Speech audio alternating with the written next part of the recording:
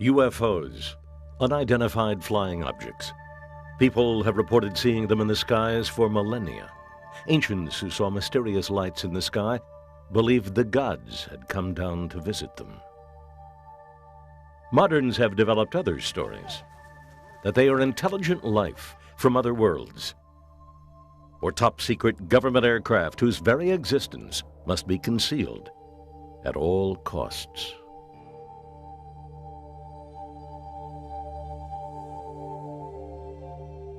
There is a small network of dedicated and sometimes fanatical people who search for answers to the UFO phenomenon. They cite thousands of UFO incidents throughout history as possible evidence of alien craft visiting Earth. Their nemesis, the United States government. UFO believers say the U.S. government routinely withholds information about unidentified flying objects, both to protect clandestine military projects and to keep sensitive intelligence about extraterrestrial technology hidden from the public.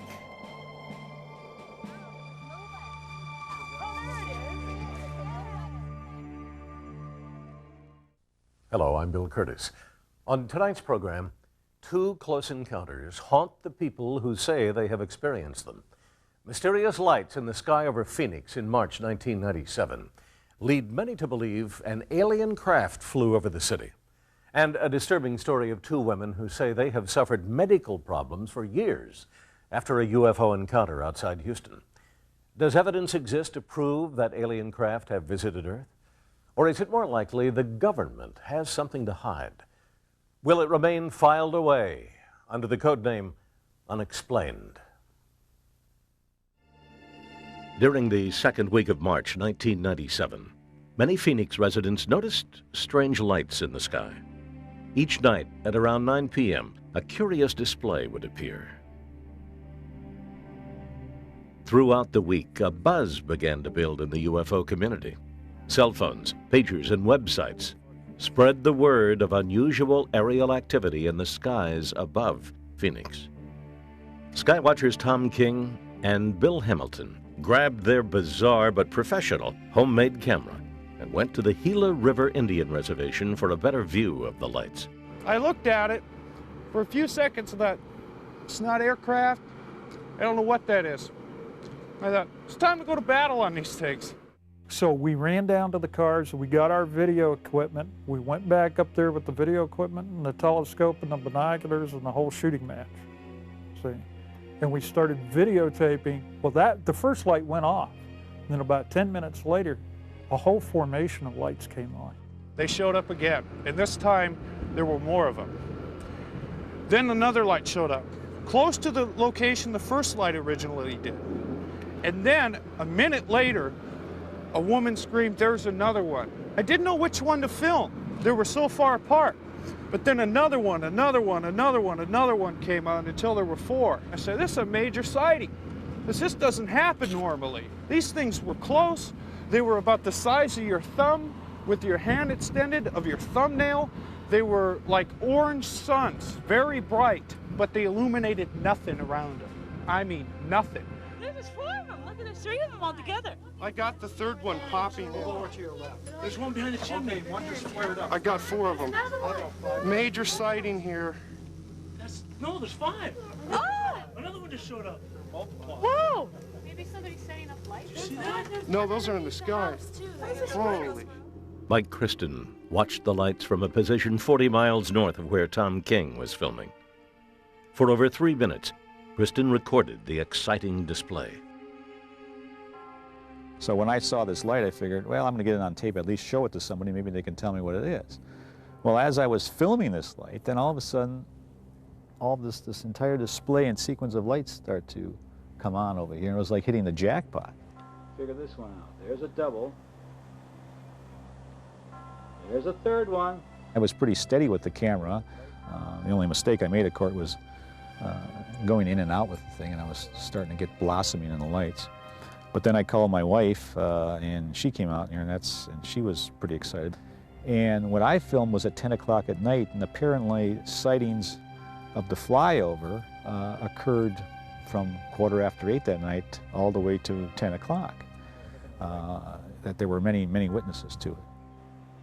Hey, Sue, take a look at this. Submitted for your approval. What have we got here? Oh my God! I hit pay dirt. Finally. Well, that is a totally different configuration than we've ever seen before. Yep. No one knew what they were seeing, even those trained to watch the skies. A commercial pilot and his wife, an airline attendant, both were right under the baffling sight. They have chosen to keep their identities hidden. And these lights were massive, and they were in a V shape, going southbound and moving rather slow. So I listened, and there was no sound in the neighborhood, and this massive V was blocking out the stars, and the fact that it wasn't making any noise gave me a chill, I mean, right up my back. At about the time it's right overhead, that's when I realized I don't know what I'm looking at. It's not fighters, it's not a large aircraft. It's going so slowly that it almost appears to be floating in the sky. So I just stood there and watched it intently until it went out of sight. Calls reporting the peculiar event poured into the Phoenix Police Department's 911 system. We got several calls. As you know, that people don't know who to call when something like that happens, so the most obvious number that they're going to dial is 911. Unfortunately, there's not much we can do for them. We don't know if it's the Air Force, we don't know if it's a government, we don't know if it's a UFO, to be honest with you. Citizens called nearby Luke Air Force Base to find out if it was behind the aerial show. In the weeks following March 13th, the Air Force did not comment, but the Arizona National Guard claimed it had no planes on maneuvers that evening and said its radar detected nothing unusual in the sky. Despite the denial, the Phoenix Police Department insisted that the military must have been up to something. We've got New Mexico to the east, we got California to the west.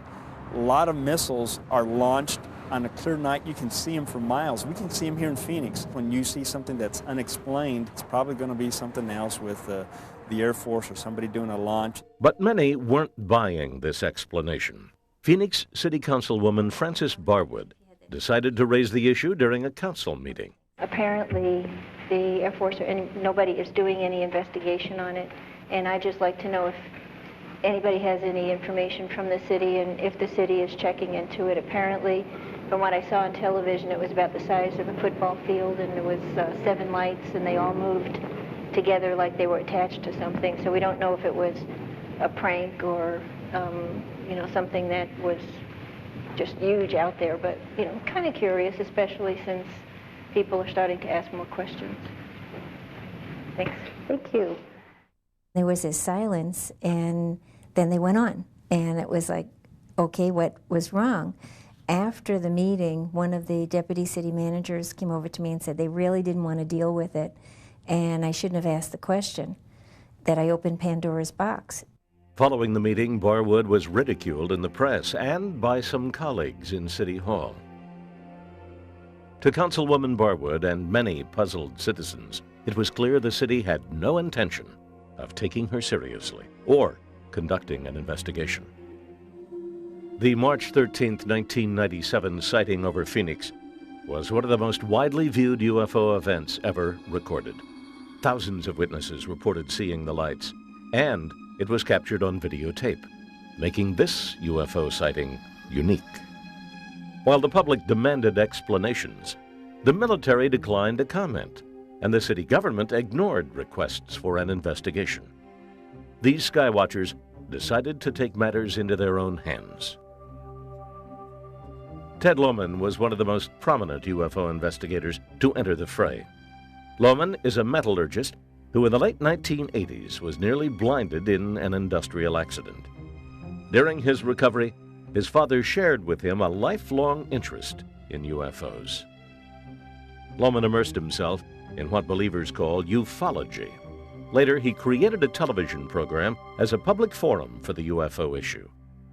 I got involved in television through public access in 1991 and set out to show the world, if you would, that the UFO phenomena does exist with credible people speaking on the subject. Ted Lohman was frustrated by the government's refusal to seek an explanation for the Phoenix lights. National Guard and Air Force officials gave conflicting and what UFO investigators believe were misleading accounts of the sighting. The flow of information was erratic at first. When we tried to go through normal channels, from what the investigators have told me, that they originally called Luke Air Force Base. The woman at the end of the phone said, yes, we're having a rash of calls. Within a matter of minutes, they turned around and said, no, nothing is happening. Then they come out with something else months later saying, oh, there were flares in the area. The Arizona National Guard originally claimed it had no planes in the sky on March 13th. In May, after USA Today published an article about the incident, it changed its story, saying the visiting Maryland National Guard had dropped flares over the Gila River Gunnery Range in training exercises. Lohman decided to have the Phoenix Lights home video footage analyzed to see if this new explanation could be confirmed. When I receive something like the Phoenix Lights, you have to take it to people that deal with this. So I either get in touch with Jim Dilatoso or somebody that is in the field that I feel competent that will look at this with an open mind and tell me what they believe that it is. Jim Dilatoso is a UFO enthusiast and president of a company which produces computer graphics for entertainment and aerospace clients. He frequently collaborates with UFO investigators, analyzing film and videotape of alleged sightings. We've been investigating UFO pictures for over 20 years for other investigators. We're like a police lab. We don't publish reports. We give information back to other investigators. We do it for people in Russia and Brazil and Florida and Canada and all over. So when the Phoenix Lights happened in March 1997, we opened it to the lab to investigate and measure it. Not trying to prove or disprove that it's an extraterrestrial spacecraft. I'm measuring for data. Dilatoso supports Lohman's belief that the Phoenix sighting can't be dismissed by the explanation of flares. So we can compare to airplane lights, car lights, hail-bop, flares, and see if we get a match. We didn't get a match. Geophysically, when we triangulate or quintangulate the 5 different videos that have been shot, we position it in a location that isn't even remotely close to where the National Guard allegedly set off flares. And that only lasted 10 minutes, the setting off of flares. This event happened for hours on the night of March 13th. Many witnesses dispute the location where the military claims the flares were dropped. They also insist the lights didn't descend or illuminate the surrounding mountains the way flares would have. And I'd just like to say that the V of lights that I saw that night was absolutely not flares. I've dropped these flares from my helicopter in Vietnam. I've been on the ground in Vietnam when the flares have been deployed above me. I've seen the flares from fighters being dropped by other fighters. Flares have a real distinctive flickering. They're suspended by parachutes so they wouldn't stay in a perfect V orientation as they traversed all the way across the sky. Were there flares? Possibly. The Army or the Air Force says there were. I believe that something else was going on. What was going on was a show. It was for the people in the Phoenix area. It lasted too long to be a set of 5 flares, and that was it. What really happened on March 13th, 1997? Did thousands of Phoenix residents see an extraterrestrial craft pass over them between the hours of 8:30 and 10 p.m.? Skeptics question the investigative techniques of the so-called ufologists. The burden of proof on a UFO event is on the person telling the story, not on the person debunking it. You must, if in science and really in life, your proof must be so that there's no other explanation that is more logical, more easily accepted, more likely to have happened. Months later, the Arizona National Guard finally gave an official explanation for the lights over Phoenix. They claimed the sightings were caused by a visiting air unit on maneuvers over southern Arizona. The 8:30 tape was a formation of aircraft flying through the area. Later that night, around 10 o'clock, these were flares that were dropped by a Maryland Air National Guard unit flying A-10s on the range southeast of Phoenix. All that anyone saw was a bunch of lights, and some people connected the dots and made this one object. Even some in the UFO community say flares could have been responsible for the sightings that occurred at 10 o'clock, but say conventional aircraft could not cause the flying V formation seen by witnesses between 8 and 10. The pattern looks military, but the witnesses certainly have a different impression of what that was at 8:30 that evening. If you look at the flight path, and this is very important, you're looking at coming from Henderson, Nevada, and if you go and continue a line northwest of Henderson, you're going to go into Nellis Air Force Range, and you're going to go into Area 51. Area 51 is the Shangri-La of the UFO community, a military base in the Nevada desert, undeclared on any government map. The UFO community believes that the government hides many of its UFO secrets at the infamous base. The first reports came from the northwest and directly in line with that corridor. Now, a lot of speculation was brought about by being something coming from Nellis Air Force or Area 51, a super secret, some type of a spy plane that came in this direction. These skywatchers aren't certain they know what made the March 13th lights. Theories of spy planes proliferate alongside claims of alien craft. But they are united in demanding that the government release whatever facts it has to the public. I think I can speak for the majority of the people within the field of ufology that we want to get the truth out. We might not want to know what the truth is once we get it, but we want to know the truth. Many people, including at least one city councilwoman, has asked for an investigation on what happened. When I work and I pay taxes, I pay for that jet fuel and those jets they train in. And when I have a serious question and evidence of what I captured on tape, I demand some answers. I think there's an unwritten law that you don't ask about these things if you're in government. And, you know, they have made fun of so many people that have said, well, they saw something. I've never seen anything in my life, but obviously something was out there that night. Hundreds of people have told me what they saw. They all described the same thing. There was something there. Despite the clamoring from the UFO community, the military has insisted it has nothing further to say about the Phoenix lights of March 1997. Wait, where? Another one, where? Major sighting here. Some people join the UFO community as a result of what they call a close encounter. They believe they have seen aliens, an alien craft, or simply something they can't explain. Two women say their lives were disastrously altered by an encounter with an unidentified craft, and the UFO community was the only place they could turn to for help.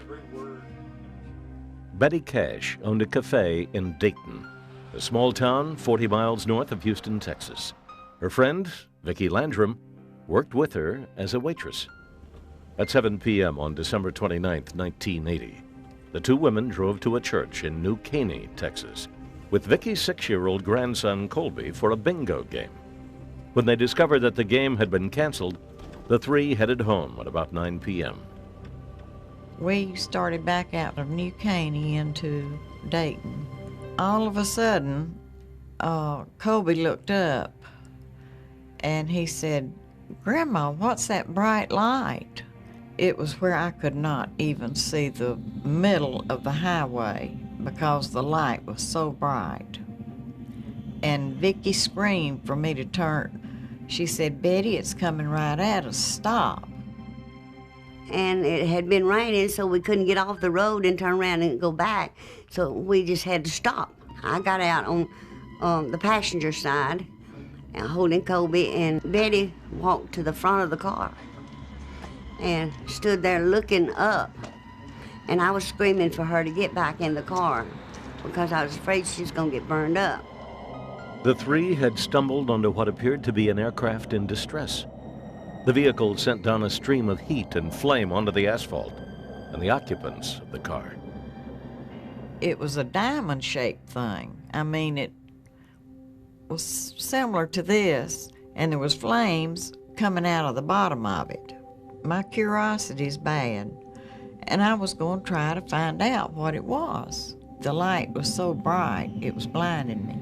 And I was standing there trying to find out everything I could.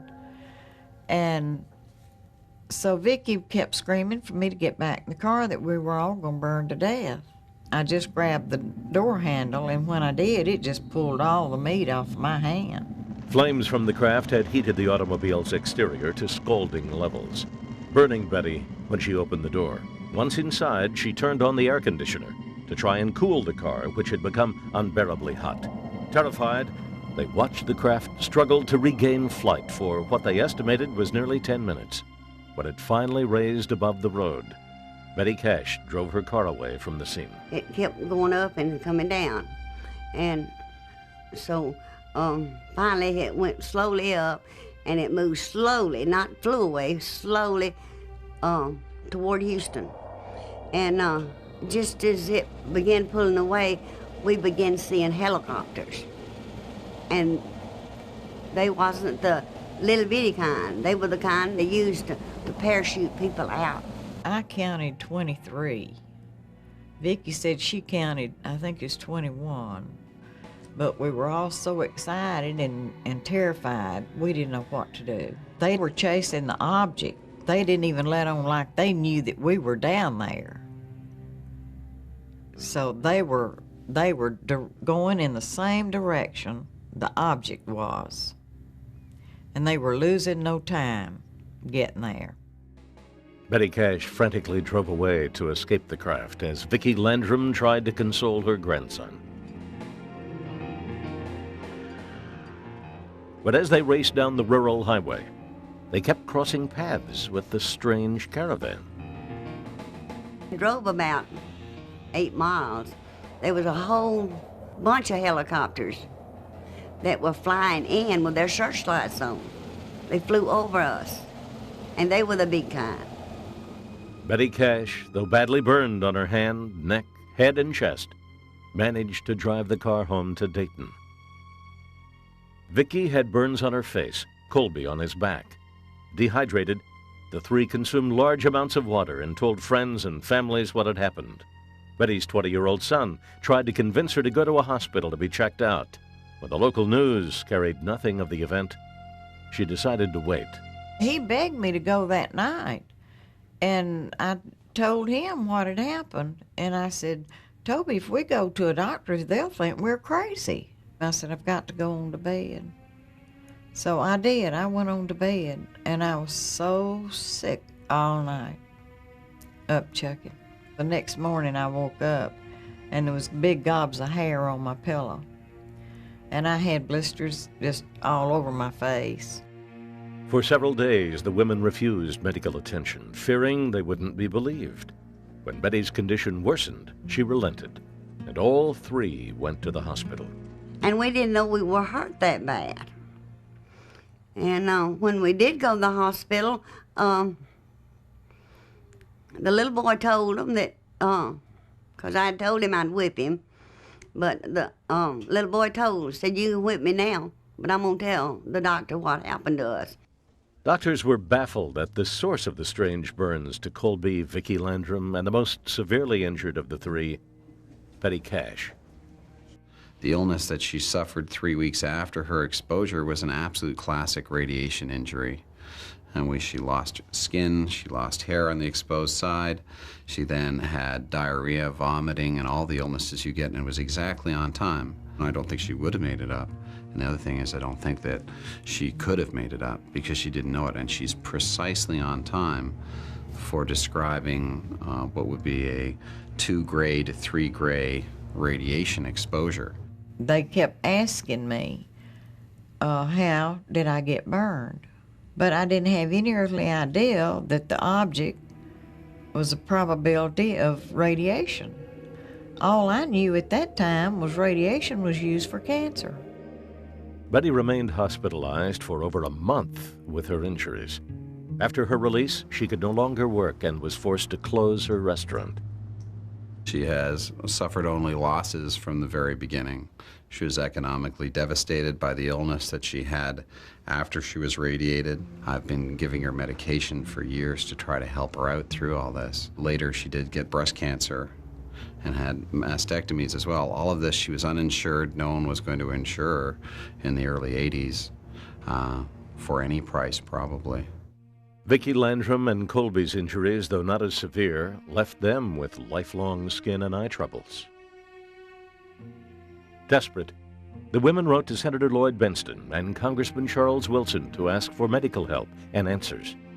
I had received the letters back from Lloyd Benston and Charles Wilson telling us to go as soon as we were able to go, that Bergstrom Air Force Base knew all about it and they'd be glad to help us in any way that they possibly could.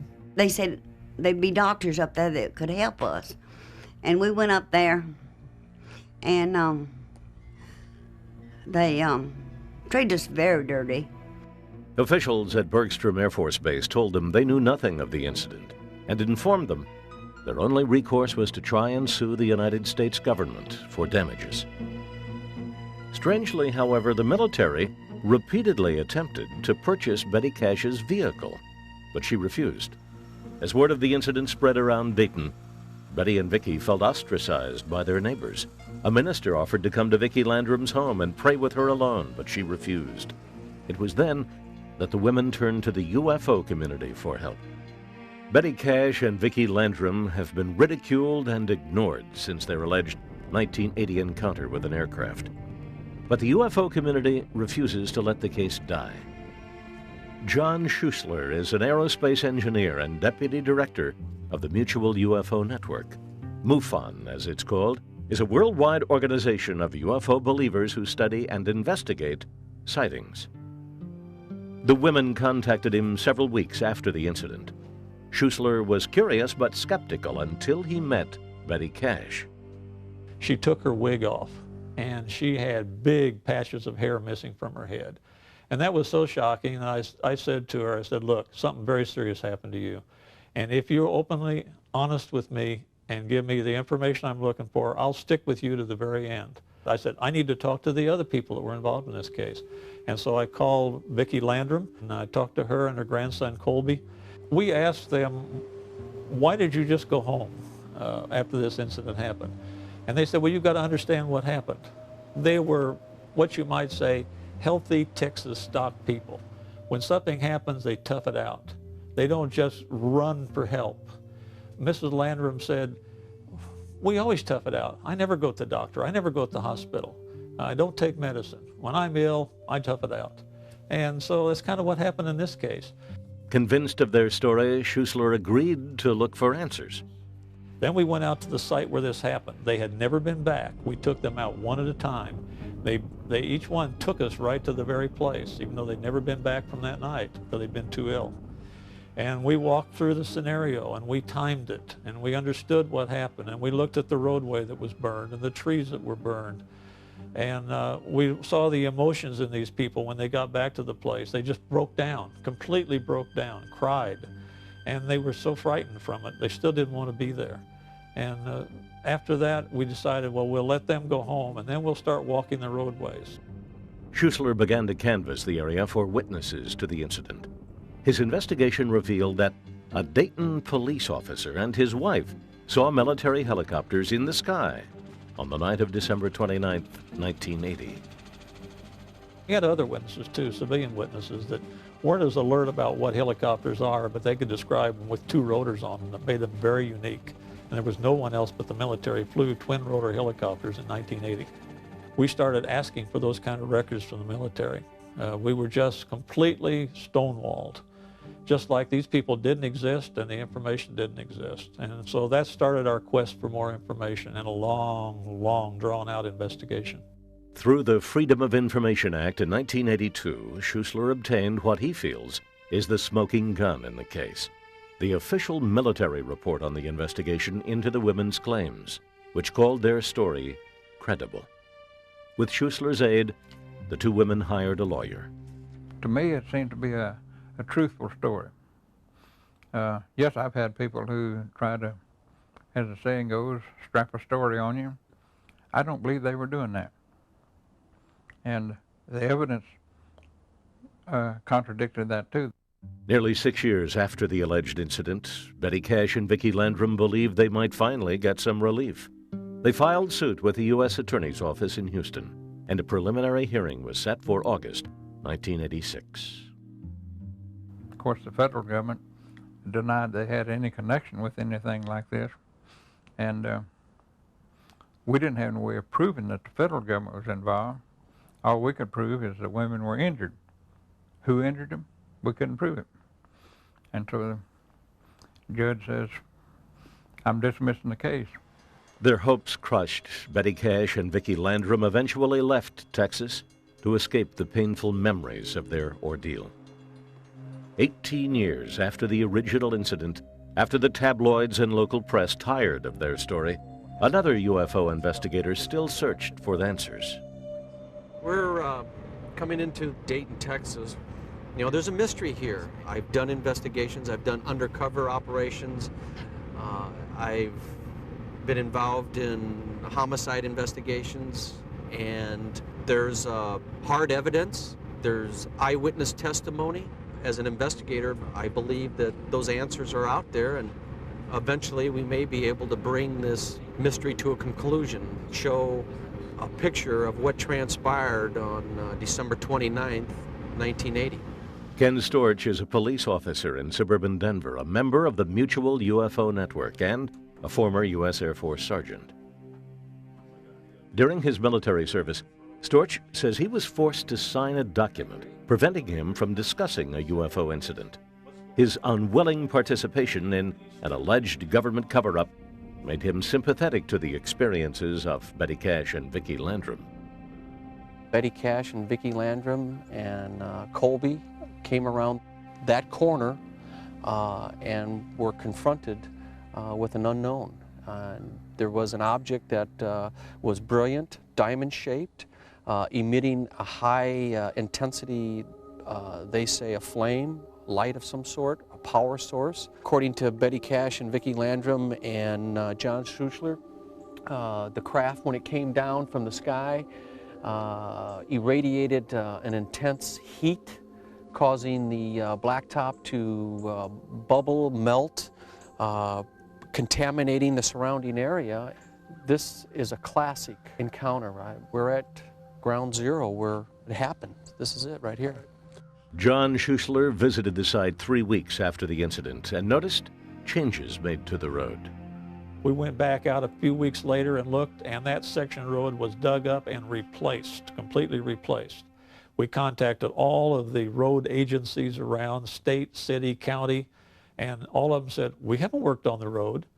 We found some witnesses that said they did see people working on the road, and the trucks that were hauling the stuff away were unmarked. 6 to 8 weeks later, the same crew came back in, tore it up again, and repaved it again, removing, in fact, digging down, removing 8 inches or 6 inches of surface in the process. And if you look closely in this section of between 150, 200 yards, you can see that there's concrete and asphalt, and the texture changes dramatically, and it's just in this one section. I mean, it's not like it's the whole roadway. Storch notes that the changes made to the asphalt surface run parallel to a cluster of small trees lining the roadway. There's young growth here that's just very, very young, and then the trees off in the distance here are probably 40, 50, maybe even older, but this lack of trees in this specific area, I think, indicates that they were removed. Why? Investigators believe the U.S. military repaired the road to hide evidence of Betty Cash and Vicki Landrum's unexplained encounter. I believe that there is evidence yet to be uncovered, and I truly, truly hope that by keeping this in the spotlight, by keeping the pressure on, that we'll be able to get those answers, to get that witness that will come forward and said, hey, I flew the helicopter, I was there. And I feel bad what happened to those 2 ladies. I think it's very important for the civilian UFO groups to continue to work on this. until or unless there is some reason for them not to, and that would be a government disclosure. And when people have UFO encounters, they need help. They just want somebody to tell them they're not crazy. Officials at NASA and Bergstrom Air Force Base declined comment on the case. Betty and Vicki believe the U.S. government has lied to them about their involvement from the beginning. They've ruined my health. They've ruined my life. So what else is there that they can do other than kill me? And they probably would love to do that. But I'm so stubborn and hard-headed that I'm going to show them I'm going to be around to fight just as long as there's a fight left in me. Are Betty Cash and Vicki Landrum victims of a secret military program gone awry? Has a conspiracy hidden evidence of that fateful night in December 1980? They took the case to court, and they lost in federal court. They could not prove that anything had happened to them that was a result of the government doing anything. I think they got carried away. Remember, there's something like 10% of all UFO reported cases are hoaxes. People fraudulently created this or report something that they know was not true. The UFO investigators see too many coincidences in the case for it to be a fabrication. Any kind of radiation can be mimicked by some other device, admittedly, but it's the combination of effects where you have multiple witnesses, eyewitness reports, substantiating other witnesses, plus the medical evidence in the case that took place at exactly the same time. This case had all of those things. I believe that Betty Cash, Vicki Landrum encountered something. My gut feeling is that the government is involved in it up to their eyebrows. I think that we need to impress upon Uncle Sam to lay those cards down and let us have a look at them and let us evaluate that database. Critics think the UFO community is looking for answers from the government which simply don't exist. If not enough evidence is collected for people to do an objective analysis, no matter how much you think you've had an experience, no matter how strong your recollections, people aren't being cruel when they tell you we can't continue the investigation. They're being realistic. There's no more we can do. Skeptics dispute the conspiracy theories that surround many UFO cases and claim the government has no reason to conceal the truth. You can, after the fact, construct almost any event and make it look very strange and weird. The military, in my experience, does not lie about what it does. It's too concerned about its public relations image. First of all, the government has every reason to lie. And second of all, the government does lie. There are tons of evidence where they've been caught with their hand in the proverbial cookie jar.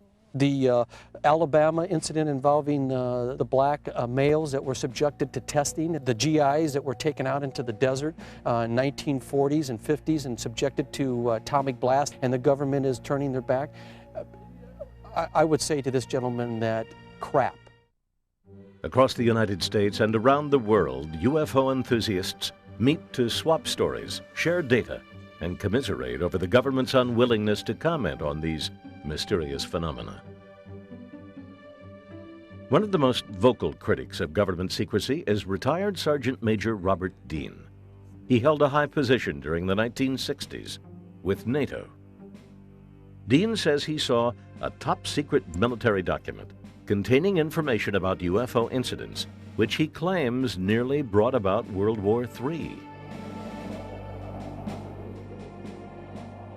The document essentially dealt with the NATO study of the reality of extraterrestrial intelligence, the UFO matter.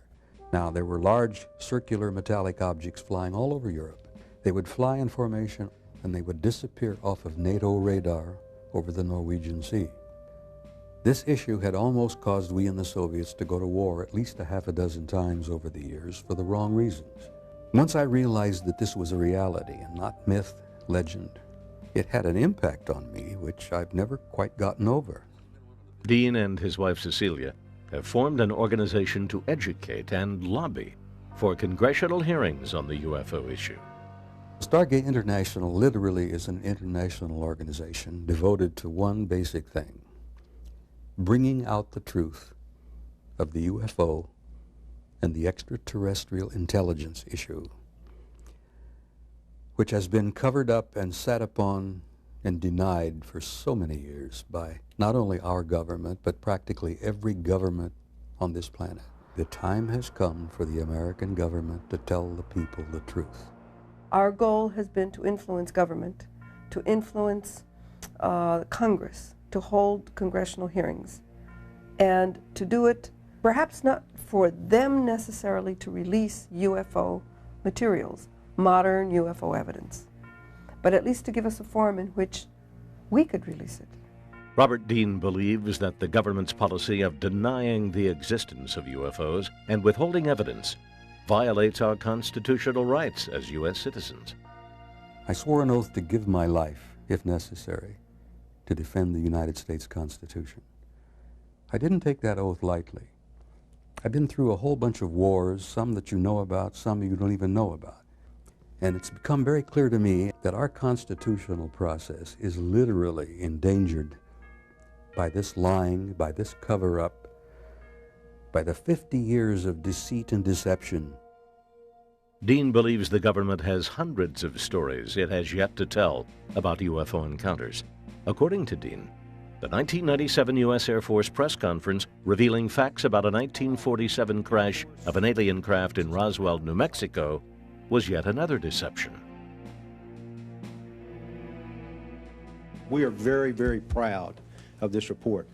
We think in our office that this answers lots of questions, and it answers them logically and with integrity. Look at the absurdity of what the Air Force has had to say recently about Roswell. First it was a balloon. No, it wasn't a balloon, and yet, yes, it was a balloon, but it was a different kind of balloon. Now the story is that, oh, they were dropping crash dummies without bringing it out in the air, that was 10 years later. I say to you and your generation and to your viewers that you people are not going to take this anymore. Is the United States government withholding secrets from its citizens about UFOs and extraterrestrial life?